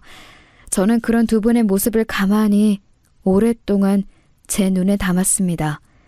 친정엄마께서는 당신의 외삼촌께서 돌아가시기 전에 그 댁에 걸어두셨던 가온 액자를 저희 집으로 가져오셨었는데요. 거기에는 정직, 겸손, 절제가 적혀 있었습니다. 저는 친정 부모님의 모습을 본받아 두 분이 유지를 받들 듯 지키시고 있는 그 가온을 저 또한 지키기로 하였어요. 누나로서 동생에게 늘 모범을 보여왔으니 제가 사치하지 않고 소탈하게 잘 살면 남동생도 따라할 거라고 믿었고요. 저는 서울에서 열심히 공부하며 살았습니다. 눈꽃 뜰 새도 없이 바쁘게 아르바이트 생활도 해보았고 친구들과 용돈을 모은 걸로 일본 여행도 떠나보았어요. 말 그대로 새로운 인생이 저에게 펼쳐졌음을 알았습니다. 제가 개척하는 저만의 인생 그림 너무 즐겁다는 생각이 들었고 제 자신을 믿으며 앞으로 나아가다 보니 목표로 삼았던 직장에도 들어갈 수 있었네요. 제가 서울에 계속 눌러 살기를 바라셨던 친정 부모님의 염원이 강하게 닿기라도 한 것인지 시간이 흘렀을 때 저는 도시 남자와 결혼을 했습니다. 그리고 어느 드라마 제목에서 묘사를 했듯이 남편 하나와 결혼을 했을 뿐인데 시댁이 넝쿨째 저에게 굴러들어왔습니다. 아주 고고하게 구는 시댁 식구들이었죠. 아무래도 제가 시골 출신이라고 하니까 다들 저를 얕잡아 보는 분위기였습니다. 대학 잘 나오고 직장 잘 잡았고 그랬기에 망정이지. 아니었으면 언감생신 우리 아들하고는 급이 안 맞아서 만나지도 못했어. 우리 엄마 말이 맞아. 올케, 솔직히 내 동생보다 올케가 한참 수준 떨어지는 거 알지? 나는 누나로서 좋은 가슴이 아프네. 올케가 앞으로 노력 많이 해줬으면 좋겠어. 차이나는 수준을 채우려면 노력이 필요한 거잖아. 결혼하고 얼마 안 되었을 때 이때가 사실 가장 정신이 없기도 하고 설레기도 하고 그렇잖아요. 그런데 저에게 시어머니와 시누이가 차례로 멋진 발언을 해주셔서 덕분에 제 어이가 상실되었답니다. 시아버지께서도 저를 썩 탐탁스레 여기지 않아 하셨지만 사내대장부의 길을 함부로 꺾어 놓는 거 아니라고 하시면서 남편이 워낙 저하고 결혼을 하고 싶어하니 그 뜻을 따라주겠다고 하시며 저를 허락해 주셨었죠. 남편이 완강해서 시어머니께서는 차마 이 결혼 별로인데 라는 속내를 못 밝히셨던 것 같아요. 그런데 제가 나중에 든 생각은 차라리 진작 그 속내를 밝혀주셨다면 제가 결혼하고 나서 뒤통수 얼얼해지는 일은 없었을 것 같더라고요. 저는 시어머니께서 원래 그렇게 미간이 살짝 찌푸려진 인상이고 한숨을 습관적으로 쉬시는 분인 줄로만 알았지 뭔가요? 그런데 제가 마음에 안 들어서 그러신 거였다는 것을 황당하게도 저는 결혼 후에 알아버린 겁니다. 제 친정이 전혀 어렵지 않는 집안이라는 것 정도는 시댁에서도 알았습니다. 그러나 굉장히 형편이 넉넉한 집안이라는 것까지는 알지 못했어요. 결혼 과정이 얼렁뚱땅 흘러버리는 바람에 제가 굳이 공개할 이유를 찾지 못했고 제가 일구어낸 저의 결과물인 재산이 아니니까 자랑스레 떠드는 것은 말도 안 된다고 생각했기도 했었어요. 제가 저희 부모님의 자식이라서 생각하는 게 비슷했나 봐요. 안 떠벌리고 조용조용히 있었네요. 비상금은 없는 돈이라고 생각해야 편하다는 말처럼 저는 친정의 그 재산, 저와 크게 상관없는 것이라고만 여겼습니다. 그거 없이도 결혼하는데 아무 지장 없었고요. 남편하고 둘이 취향 같은 게 서로 잘 맞아서 아기자기한 신축 빌라에서 반전세 2년 계약으로 우선 결혼 생활을 시작하는 것도 의견이 일치했고 간단한 살림만 우선 놓고 살자는 것도 손발이 척척 맞았습니다. 여러분 혹시 피규어가 뭔지 아시나요? 모르시는 분은 인터넷까지 갈 것 없이 유튜브에 검색만 해보셔도 뭔지 바로 아실 거예요. 남편의 유일한 취미는 피규어 수집이었습니다. 그 작디 작은 게 어찌나 비싸던지 남편은 작지만 사치스러운 취미 그것 하나만 충족되면 다른 것은 허접해도 상관없다고 여기는 남자였어요. 그래서 저와 아기자기한 시작을 할 수 있었던 것 같아요. 남편의 누나의 시누이는 그런 저희 부부를 약간 비웃었습니다. 아휴, 내가 대학생 때 친구하고 자취했던 집이 딱 그 수준이었는데 두 사람 너무 동네 위치만 따진 거 아니야? 집이 멋지지가 않잖아. 사람들 데려와서 구경도 시켜주고 자랑도 하고 좀 그래야 재미가 있는 건데. 신혼집이 너무 격떨어져서 웃기기도 하고 안타깝기도 하고. 나는 아무튼 좀 그래. 객관적으로 그 신혼집 절대로 격떨어지지 않았어요. 끝내주는 위치 최상급인 건물의 상태, 주변의 시설들도 아주 좋았고요. 그러니까 신우이는 그냥 저희 부부를 비꾸면서 내가 더 잘났다고 자랑질을 하고 싶은 것에 지나지 않았죠. 나이 들어서 유치한 싸움을 하지 않게 됐지만 잘할 때는 자기 누나와 치고받고 싸운 적까지 있다는 것을 고백한 남편은 신우이의 비꼬는 인사에 무시로 나가겠다고 하였고, 신혼부부의 금수를 자랑하기 위해서 저 역시 남편과 똑같이 커플로 행동하기로 했어요. 신우이가 너희 부부보다 우리 부부가 더 잘 산다고 오스대는 것에 계속 무시로 일관했습니다. 그랬더니 슬슬 약이 올라하더라고요. 시어머니께서 딸보다는 아들을 기본적으로 아끼시는 분인지라 그런 분께 자기 동생 욕은 못하겠으니 제 욕을 해댔습니다. 가뜩이나 저를 마음에 안 들하고 계셨던 시어머니께서는 옳다구나 판버려보자 하시면서 그때부터 가열차게 저를 눈엣 가시로 여기셨습니다. 저만 아니었으면 당신의 아들이 강남에 친정을 둔 여자와 결혼해서 폼나게 살았을지도 모른다고 여기시는 듯 했어요. 아휴, 어디 경기도 시골도 아니고 경상도에서도 깡시골인 동네가 웬 말이니? 우리 집은 시골과 연을 두는 건 반길 일이 없는 집이야. 농작물이고 뭐고 죄다 마트에서 사다 먹는데 무슨 콩고물 떨어지는 걸 기대하겠어? 지저분하게 시골 농작물이라도 받을 생각을 하니까 소름이 돋으려고 하네. 아휴, 마트에서 사다 먹는 게 깔끔하고 좋아. 시어머니께서 그런 혼잣말을 크게 제 옆에서 하셨을 때 저는 하마터면 어머님 누가 여쭤봤나요? 라고 외칠 뻔했습니다. 아무도 안 궁금해한 내용을 혼자 떠드시는 저희가 무엇인지 굳이 알고 싶지는 않았네요. 저는 남편과 깨를 볶는 신혼생활을 하고 있었으므로 주말에 불려간 시댁에서 고된 설거지에 당첨돼도 별로 불만은 없었네요. 남편은 처음부터 계속 요지부동 오로지 저희 편이었으니까요. 남편이 저에게 제발 결혼해달라며 졸라댄 것은 저를 얕잡아보는 이인조, 시어머니와 시누이도 차마 부정 못하는 사실이었습니다. 참고로 남편은 서울 토박이에요. 저하고 연애할 때 부산은 시골 아니야? 라고 했다가 저에게 등짝을 맞은 적이 있습니다. 그래서 제가 남편을 데리고 부산 여행을 갔었죠. 해운대를 직접 가보니 너무 즐거워하던 남편을 데리고 대구에 가서 각종 먹거리들도 맛보여 주었고요. 어느 때에는 전라도에 내려가서 멋들어진 자연 관광지를 쫙 돌았습니다. 그랬더니 지방 여행에 남편이 눈이 확 트인 거예요. 모르고 살았는데 나는 이런 거를 너무 좋아하는 것 같아. 너랑 살면서 평생 이런저런 곳 구경하고 놀러다니면서 살고 싶어. 어느 날 남편이 유독 수줍은 기색으로 저에게 그런 말을 했을 때 처음 알았었죠. 이 남자가 저와 결혼을 하고 싶어 한다는 건 말입니다. 제가 명색의 시골 출신이기 때문에 남다르기는 했습니다. 남편의 길을 걷다가 와, 로즈마리가 있네? 허브가 길가에 막 놀렸어. 이랬을 때 제가 알려주었죠. 자기야, 그건 쑥이야. 냄새를 맡아보면 알잖아. 그랬더니 남편이 화들짝 놀라더군요. 어느 날은 해산 분홍 색감의 꽃을 보면서 색이 신비롭다. 이런 특이한 꽃은 이름이 뭘까? 라고 하길래 제가 고민하다 정답을 알려주었습니다. 자기야, 그거 장미야. 장미가 빨간 장미, 흰 장미만 있는 게 아니라서 그런 것도 장미과에 속해. 그때 남편의 눈이 튀어나오려고 했었죠. 그 정도로 남편은 자연이라든지 아무튼 그런 것에 문외한이었어요. 저하고 다니는 걸 무척 즐거워한 이유였죠. 남편은 멀리 여행이라고 해봤자 학교 방학 때 자기 사촌들이 살고 있는 독일에 다녀오는 게 전부였고 군대 가기 전에 미국 여행을 2주 다녀온 게 큰일이라고 했습니다. 아, 독일에 친척 좀 산다는 것이 시댁의 주된 자랑거리이기도 했네요. 남편은 계속 공부만 하느라 바쁜 인생을 살아온 사람이었어요. 집안의 기대에 압박을 너무 많이 받아온 거였죠. 학교와 학원만 오가면서 학창시절을 다 보냈고 대학교 때는 좋은 직장을 목표로 하느라 정신이 없었고요. 집안에 대들보인 아들이 해내야 한다고 시부모님께서 하도 그러셔서 남편은 그것에만 집중하며 살아왔다고 합니다. 괜찮은 직장에 들어가서 자리를 잡고 나니까 내 인생은 뭘까? 이 다음에는 이제 뭘 해야 할까 고민이 되었고 그때 저를 만나면서 인생의 활력을 새로 찾은 거였어요. 남편이 결혼만큼은 자기 뜻대로 꼭 밀어붙인 게 그 때문이었고요. 결혼 후에 저를 여러모로 못마땅해 하시는 심정을 드러내신 시어머니께서는 어느 날 제 학력을 가지고도 걸고 넘어지셨는데요. 그건 제 학력이 부족해서가 아니었습니다. 너를 보면 시골은 확실히 대학 가기가 쉽고 유리한 것 같구나. 네가 어떻게 우리 아들하고 같은 대학을 갈 수가 있었을까? 그게 다 시골 전형인지 뭔지 하는 게 있어서야. 네? 어머님, 저는 오빠하고 같은 대학 안 나왔는데요. 뭔가 잘못 아신 것 같아요.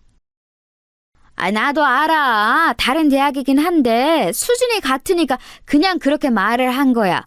대학에 급이란 게 있잖니? 그 급이 같으니까. 굳이 급이라는 걸 따지신다면 제가 졸업한 대학이 더 급이 높은데요. 하늘 밑에 땅이 있는 법이잖아요. 우리나라 3대 명문 서울대, 고려대, 연세대를 묶어서 스카이라고 하죠. 스카이는 하늘이라는 뜻이니까 제가 그렇게 슬쩍 비유를 한 겁니다. 저는 스카이를 나왔지만 남편은 아니라는 거였어요. 그러자 비유를 알아대신 시어머니께서 얼굴이 막 빨개지셨습니다. 불러온 시댁에서 저는 대파다발을 손질 중이었는데 시어머니께서 대파 한 대를 들어서 그걸로 제 머리를 치셨어요. 이 머리통, 분명히 우리 아들보다 못한 게 들어있을 텐데. 그래야 하는데 왜 시골 촌구석에서 학원도 하나도 안 다녔는데 우리 아들보다 좋은 대학을 가고 난리야? 갑자기 대파로 머리를 맞은 저는 하나도 아프지는 않았지만 기분은 나빴죠. 그러나 시어머니께서 잔뜩 약이 오르신 얼굴을 하고 계셨기 때문에 저는 따지지 않고 그냥 가만히 있었습니다. 사실 하늘 밑에 땅이라는 비유도 참고 가만히 있을 수 있었는데요. 저를 얕잡아 보시는 게 너무 속이 상했던 나머지 입에서 막 튀어나가 버린 것이었네요. 어쨌든 대파로 맞고도 가만히 참았건만 시어머니께서는 그날 이후로 저를 야근년이라고 하셨습니다. 저에게 대놓고 그리 부르지는 않으셨지만 제가 그걸 어떻게 알았는가 하면 시누이가 말해줘서 알았습니다. 우리 엄마가 옳게 보고 자꾸 야근년이라고 하면서 말씀을 하시는데 내가 다 미안해 옳게. 우리 엄마가 좀 기분 파여서 그래. 기분 풀어지면 다시 호칭 원상복구 될 테니까 걱정하지 마. 맞다. 원래 호칭은 근데 뭐였지? 야근년 말고 시골년? 이거였나? 네. 형님은 저에게 별걸 다 알려주시네요. 친근감의 표시라고 생각하고 좋게 받아들일게요. 당연히 좋게 받아들여야지. 나쁘게 받아들인다는 선택지도 있었던 거야? 옳게 시골 순박한 여자인 줄 알았는데 우리 엄마의 눈썰미대로 야근년이 맞나 봐. 황당하게 얄미운 소리를 하면서 사람 속을 긁어놓는 시누이는 저와 처음 보는 자리에서도 범상치 않은 면모를 보인 바 있는 사람이었습니다. 그때 저에게 했던 말이 뭐였더라? 자기는 백화점 말고 다른 곳에서도 쇼핑이 가능하다는 걸 안 지 몇 년 안 되었다고 했던가? 뭐 대충 그런 소리를 하면서 저보고 시골에도 선크림이 있는 건지 살이 별로 안 탄 것 같다고 했었죠. 제가 대학을 서울로 와서 그 이후로 계속 주로 서울에 살았건만 웬 시골 선크림 이야기인가요? 백화점 말고 다른 데가 있는 줄 몰랐다는 건 자기가 우물안 개구리라고 광고하는 꼴처럼 보였습니다. 너무 기가 막혔는데 그게 다 의스대는 것이라는 것을 알고는 그냥 적당히 맞춰줬습니다. 자기는 서울도시 깍쟁이 여자이고 없이 살아온 적 없는 집 자식이고 결혼 잘해서 돈 잘 버는 남편 둔 사람이라는 걸 저에게 과시하고 싶어 했어요. 시누이의 남편, 그러니까 제 시매부는 장사를 하는 사람이었습니다. 당시에 젊은 사람들에게 엄청 인기 많았던 카페, 그리고 일본식 덮밥 식당을 동시에 운영하는 수완 있는 사업가로 볼 수 있었죠. 카페와 식당이 한 건물에 있었기 때문에 가게들의 상황을 면밀히 체크하면서 시매부가 관리를 잘했습니다. 기본적으로 그 건물 위치가 서울 강남 한복판이라는 게 엄청났고요. 사위 잘 두었다고 시부모님께서 어깨에 힘이 들어가 계셨음은 뻔한 일이었습니다. 네가 광고하는 것 같아서 새삼 알려주는 건데 내가 바로 강남에서 잘 나가는 사업장을 둔 성공한 젊은 사업가의 장모 되는 사람이야. 너는 이런 의미가 대관절 뭔지는 알겠니? 네? 좋은 의미 아닐까요? 저도 덕분에 가서 덮밥 먹어보고 카페 음료도 마셔봤는데요. 맛도 훌륭하지만 인테리어를 감각적으로 잘 해놔서 인기가 많은 것 같았어요. 센스가 대단한 가게들이었습니다. 저희 동네에도 그런 거 생기면 좋겠다 싶더라고요. 그 동네에 생겨봤자 뭘 하겠어? 강남이니까 대단해 보이고 그렇게 손님이 바글바글한 거야. 바로 강남이니까. 아이고 이 시골 촌거사. 하여간 얘는 자기가 얼마나 대단한 집안에 시집을 온 건지도 전혀 자각이 없어요, 자각이. 시어머니께서는 직장 잘 잡은 사람 위에 강남에서 성공한 사람이 있고 더 그 위에는 강남에 건물이 있는 사람이 있다고 했습니다. 모름지기 강남에 집이 있고 건물이 있는 것보다 후련하게 속편한 인생은 없다고도 하셨죠.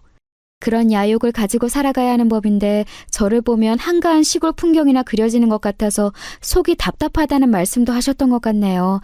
자기를 싫어하는 사람 앞에서 주눅들지 않기란 어려운 법이었어요. 게다가 저는 며느리 입장이었으니 왠지 시댁에 미운 털부터 박힌 채로 결혼 생활을 했음이 실감이 나서 약간은 주눅이 들고 말았습니다. 지방에 본가를 두고 대학이나 직장 때문에 서울에 올라왔다가 눌러 사는 사람이 얼마나 많은데 왜 저만 그렇게 시골 사람이라고 폄하시면서 못마땅해 하시는 건지 너무 속이 상하기도 했어요. 남편은 시골이든 뭐든 다 좋아라고 하는 사람이었기에 혹시 시어머니께서도 속으로는 시골을 너무 좋아하시지만 뼛속까지 도시 여자인 척 하시려고 일부러 그러시는 걸 수도 있다는 생각이 잠시 들었습니다. 그래서 저는 주말을 이용해 집에 내려가 있다는 남동생에게 부탁해서 예쁜 시골집의 전형인 저희 친정집의 전경과 그 일대의 풍경 사진들을 찍어서 보내달라고 그랬어요. 그리고 남편에게 멋진 사진을 추려달라고 한 뒤 그걸 시어머니께 보여드렸습니다. 어머님, 결혼식 전에 영상으로만 제 친정집을 보셨었죠? 제가 사진을 가지고 와봤어요. 이렇게 보시는 게 더 좋을 것 같아서요. 마을 풍경이 정말 고즈넉하고 예쁘죠? 사진 작가들도 종종 와서 작업을 하고 갈 정도예요. 아, 바로 여기 마당에 화분 쫙 있는 집이 제 친정집이에요. 모퉁이에 나온 이건 뭐야? 지저분한 덩어리가 설마 항아리는 아니겠지? 와, 금방 알아보시네요. 맞아요. 이것들은 항아리예요. 좀 특이하게 생겼지만 그만큼 아주 귀중한 거라고 해요. 별게 다 귀중하다고 하네. 이건 무슨 고려시대 유적이라도 된다니? 아유, 그래도 귀한 것이라고 해서 마당 구석에 잘 모셔놓은 걸 보니 네 집안이 아주 그런 걸 안 따지는 건 아닌 듯해서 다행이구나. 아, 그런데 이거요. 그냥 모셔놓은 건 아니고요. 안에 뭐가 들었어요. 저희 친정엄마께서 직접 장을 담그신 것도 있고 솜씨 좋으신 이웃분께서 담그신 걸 얻어다가 보관해 놓은 것도 있어요. 그래서 요리하실 때 어떤 음식이든 꼭 여기 항아리 앞에 오셔서 맛나게 익은 장을 퍼가신답니다. 이상한 일이었어요. 드라마 같은 곳에서 보면 여자 주인공이 해맑게 이런 소리를 하면 상대가 무조건 흐뭇한 미소를 지어주는데 그러면서 여자 주인공에게 마음을 슬쩍 열어버리던데 그건 허구여서 그랬던 걸까요? 저는 그 이전보다 훨씬 싸늘하게 식은 시어머니의 눈초리를 받고서 조용히 고개를 떨고야 했습니다. 사진들을 착소리가 나게 시댁의 테이블 위로 던지신 시어머니께서 그러셨어요. 소위 손맛이라고 하는 시골 음식들을 안 좋아하신다고요. 이렇게 장 담가서 요리하는 것 또한 비위생적이기 짝이 없다고 하셨습니다. 이러다가 제가 남편이 밥상에 비위생적인 시골 음식을 올린다고 트집까지 잡으실까 봐서 저는 얼른 자리를 떠버렸어요. 시어머니의 발언이 너무 저에게 상처를 주는 것이었다는 걸 깨달은 건 집에 온 이후였네요. 왠지 기분이 가라앉아서 그다음부터는 시어머니께 저도 굳이 용을 써가면서 활발한 척을 하지 않았습니다. 떡줄 사람은 생각도 안 하는데 저 혼자 헛짓거리를 한 것 같아서였죠. 그러던 어느 날 친정엄마와 통화를 하고 있었는데요. 제 남동생이 그때는 아직 제 올케하고 결혼을 하기 전이었는데 마침 저희 친정 부모님 댁으로 찾아가 인사를 드린 시기였습니다. 시골 동네 근처로 드라이브도 할 겸 데이트를 나왔다가 친정 부모님 댁에 겸사겸사 들리게 됐다고 남동생과 올케가 그때 그런 핑계를 댔었다네요. 그러면서 은근히 친정 부모님께 올케가 눈도장을 찍고 인사를 드렸던 거예요. 참고로 올케는 충청도와 아주 가까운 경기도 남부에서 태어나 평생을 살아온 그쪽 토박이었습니다. 한적한 지역에서 살아온 사람이라 그런가 사람이 아주 유순하고 융통성 있고 약간의 넉살도 있고 좀 그런 편이었어요. 친정 부모님은 남동생과 올케에게 당연히 왔는데 그냥 갈 수는 없다면서 밥이라도 한술 뜨고 가라며 얼른 집에 있던 반찬하고 밥상을 차려주셨는데요. 올케가 이때 밥을 정말 맛있게 잘 먹었었나 봐요. 시골에서 직접 길러서 만든 반찬은 돈 주고 못 사 먹는다는 말을 하면서 밥을 잘 먹었는데 그 모습을 보면서 친정엄마께서는 가슴 뭉클하셨다고 합니다. 보면서 우리 딸도 밥을 이렇게 잘 먹는데 야무지게 밥 먹는 모습 보고 싶어서라도 우리 딸을 얼른 봤으면 싶네 이런 생각이 들더라. 그리고 우리 사위한테 내가 그동안 제대로 밥 한번 차려내오지 못한 것 같아서 얼마나 속으로 민망스럽던지. 아침부터 밤까지 할 일 많은 시골 사람이라는 핑계를 대고 내가 그간 소홀하고 게을렀었던 것 같아서 나 은근히 반성이 들었어. 에이, 엄마, 뭔 또 그런 소리를 하고 그러세요. 아니에요. 엄마는 절대로 소홀하신 적도 게으르셨던 적도 없어요. 동네 사람 아무나 자꾸 물어보세요. 엄마만큼 하나부터 열까지 안 놓치고 다 챙기는 사람이 또 있는지. 하여간 우리 딸, 지 엄마 의기소침하기라도 할까 봐서 득달같이 편을 들어주네. 고마워. 저기 그런데 있잖아. 너는 워낙 손끝이 야무지고 네 동생 끼들을 하도 잘 챙겨온 애라서 내가 네 남편 밥 먹는 것도 알아서 잘 살펴볼 애인데 우리 사돈 부분께서는 그러고 사실까 싶어서 내가 궁금하고 염려가 되더라. 엄마, 요새는 마트에서 반찬도 잘 나오잖아요. 어머님, 아버님은 내가 보니까 주로 그런 걸 잘 사다 드시고 또 좋아하시는 것 같더라고요. 양파, 감자, 마늘 이런 건 집에 늘 안 떨어지게 놓고 사셔서 기본적인 건 다 하시지만 하는데 손이 많이 가는 메뉴라든가 이런 건 종종 사드세요. 마트에서 이제는 그런 거 배달도 해요. 엄마, 세상 이렇게 좋아진 거 모르셨죠? 그런 것도 다 배달을 해? 아이고야, 너무 좋아져도 나는 무섭다 얘. 그리고 그런 공장에서 만든 것들이 정말 좋아서 드시겠니? 꼭 그런 의미는 아닐 거야. 저는 직접 시댁을 겪어오면서 살고 있는 사람이니까 친정 엄마의 말씀에 그거야말로 아니에요 라고 말을 하고 싶었으나 너무 오버하는 것 같아서 그냥 웃어 넘겼습니다. 시아버지께서는 공사 다망하신 분이라서 식사를 밖에서 해결하실 때가 종종 있었고 시어머니께서는 원체 입이 짧으신 분이에요. 심해부의 카페, 식당 이런 걸 높이 평가하시며 무척 자랑을 하시지만 정작 거기 가셔서는 별로 드시지도 않을 정도이죠. 신호에는 몸매 관리를 해야 한다며 먹는 것에 꽤 예민하게 구는 사람이었습니다. 여자라면 365일 다이어트를 하는 게 당연하다고 그랬어요. 제가 남편하고 가끔 출출한 밤이면 온갖 생채소와 나물 반찬 때려넣고 비빔밥을 해먹는다고 말을 했을 때 마치 무슨 원시인들 보듯이 저희 부부를 쳐다보기까지 했었네요. 내 동생은 남자니까 그렇다 치고 옳게 그렇게 살다가 어느 순간 훅 가는 거야. 어느 날 갑자기 살이 확 쪄 있겠지. 그때가 되면 먹는 양을 조절해도 이제 살이 안 빠진다? 나이 드는 무서움을 옳게는 모르네. 시골 사람이라서 세련되게 미래를 준비하는 법도 전혀 모르는 건지 뭔지. 제가 시골 사람인 거하고 잘 먹는 거하고 무슨 상관이 있어요? 저는 제 친정에서 가끔 보내주시는 직접 키운 농작물을 배부르게 양껏 잘 먹으면서 사는데 한 번도 살이 찔 걱정은 안 해봤습니다. 건강한 시골 밥상 위주로 먹어서 그런 건가 봐요. 형님은 도시 사람이라서 이렇게 드실 생각은 못 하셨나 보네요. 뭐야? 말 싸가지 없게 하는 것 봐? 옳게 지금 어디서 눈을 부릅뜨고 말대꾸를 따박따박 하는 거야? 옳게는 윗사람이 우스워 보여?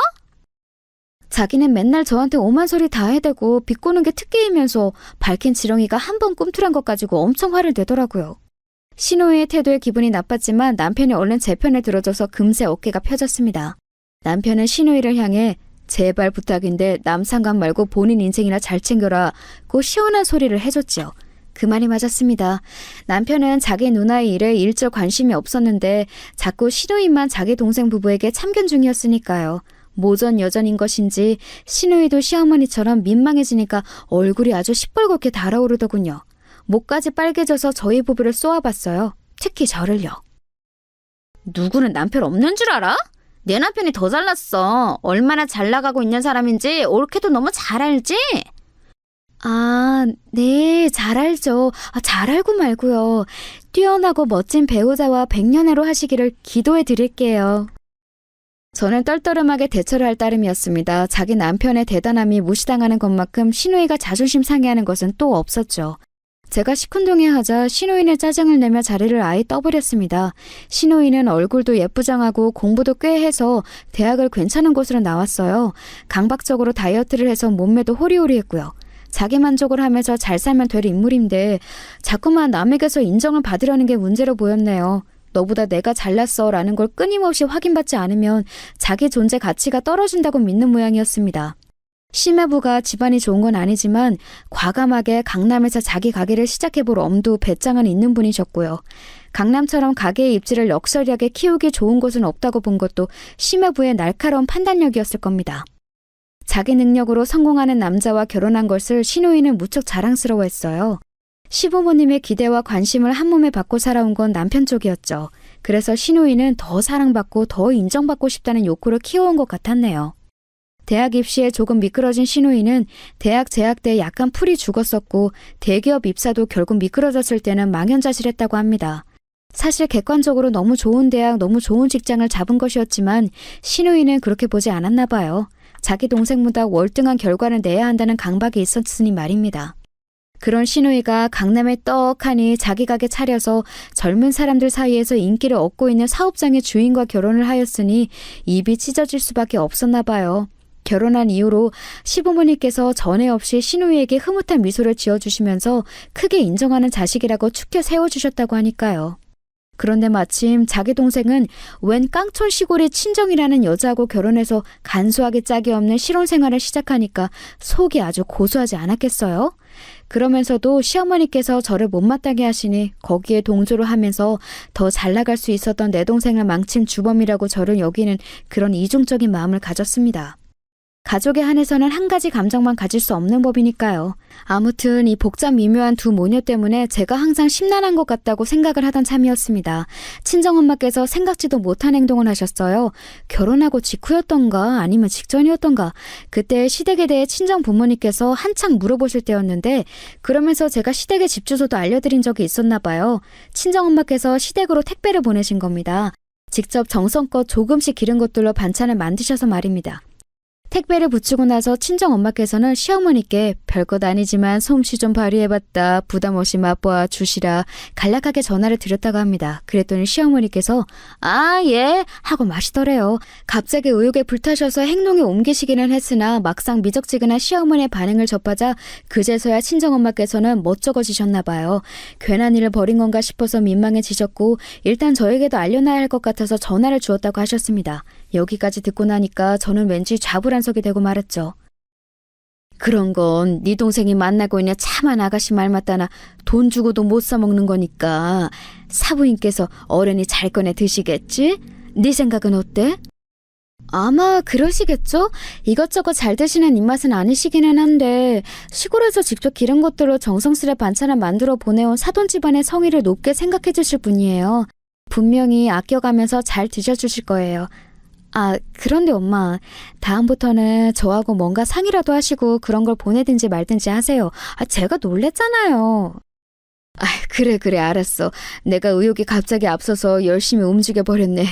우리 딸 예뻐해 주십사. 그렇게 내가 뇌물이라도 보내고 싶었나 봐. 친정엄마께서 너스레를 떠시는 것에 저도 웃음이 나왔습니다. 하지만 전화를 끊고 나서 속은 착잡했죠. 왜냐하면 아무리 생각을 해보아도 시어머니께서 그 반찬들을 좋은 마음으로 드셔주신다는 그림이 머릿속에 안 그려졌거든요. 제가 너무 시어머니를 악마처럼 바라보고 있는 편협한 며느리인가 싶어서 스스로 약간 괴롭기까지 했습니다. 시어머니께 전화를 드려서 반찬 잘 받아보셨냐고 여쭈어볼까 하다가 우선 시누이에게 떠보기로 했어요. 왜냐하면 시누이가 시댁에 들른다고 분명 그랬거든요. 저기 형님, 저번에는 어머님이 미리 다져놓으신 마늘 그거 챙겨 가셨다고 했잖아요. 냉동실에 두고 오래 드실 거라고. 혹시 이번에도 뭐 챙기신 거 있으세요? 올케가 그런 걸 왜 물어봐? 나한테 관심 없다고 나 무시하고 싶다고 온몸으로 외치고 있는 사람이 올케 아니었어? 내 남편이 너무 잘났으니까 내가 부럽고 질투가 나는 걸 일부러 감추려고 그렇게 구는 사람이 올케잖아. 네, 알겠습니다. 다른 걸 여쭤보려고 전화드린 건데 지금은 어렵겠네요. 그런데 시누이가 웬 헛소리만 하는 바람에 소득 없이 전화를 끊을 수밖에 없었죠. 알아가면 알아갈수록 특이한 사람의 시누이 같았어요. 그런 정신 상태는 도저히 종잡을 수가 없었죠. 고민하던 저는 장바구니를 챙겨서 이튿날 시댁으로 향했어요. 친정엄마의 반찬을 워낙 좋아하는 저라서 혹시 받으신 양이 많으면 좀 덜어가려고 한다는 말씀을 드리면 완벽할 것 같았습니다. 실제로 그렇게 챙길 작정이기도 했고요. 모르긴 몰라도 입 짧으신 시어머니께서 감당하시기는 어려울 양일 게 분명했어요. 그런 생각으로 도착한 시댁에서 저는 미심쩍은 정황을 포착하고 말았습니다.